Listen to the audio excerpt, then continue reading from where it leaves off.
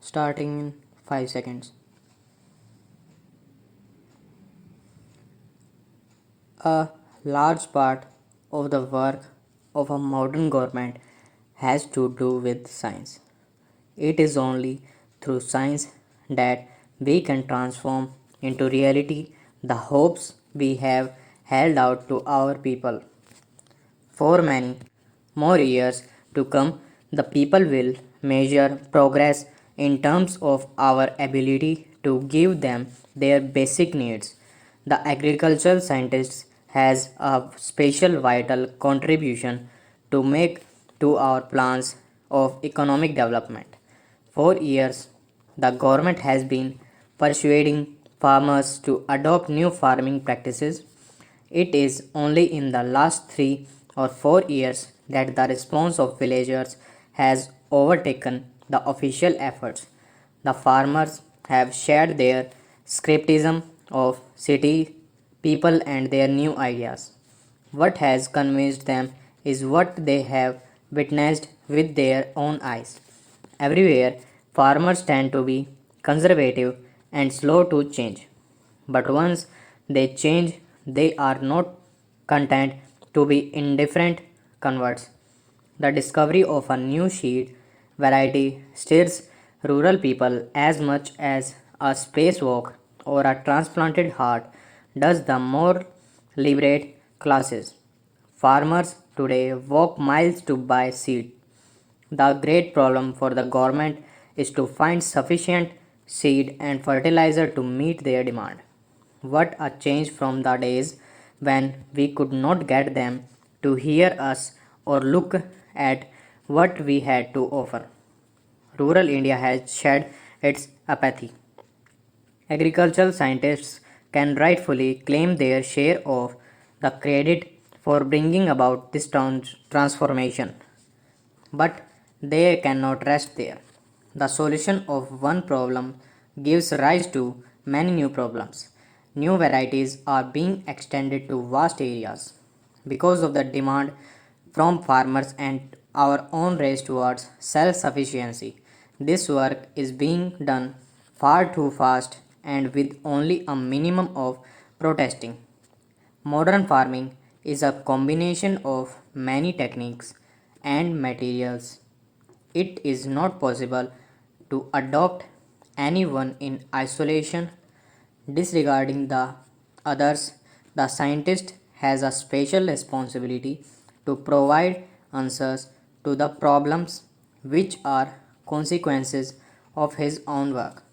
The greatest task before the agricultural scientist and before the government in general is to ensure that there is no setback in the new program.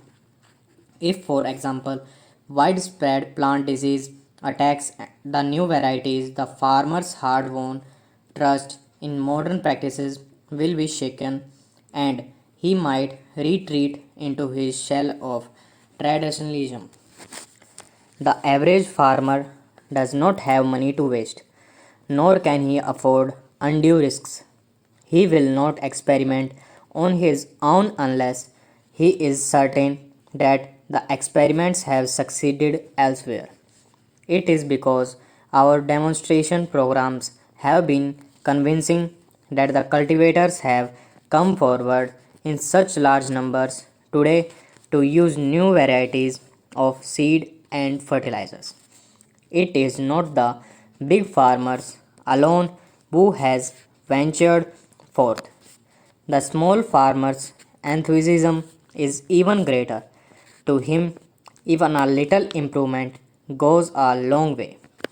In the new agriculture program, he sees the opportunity to fulfill his numerous small needs which have so long been neglected. It is obvious that farmers will pay heed to the call for national self sufficiency only to the extent that the programs makes a difference to their lives. How can we expect them to grow more for the nation if their additional efforts do not bring adequate reward to their own families?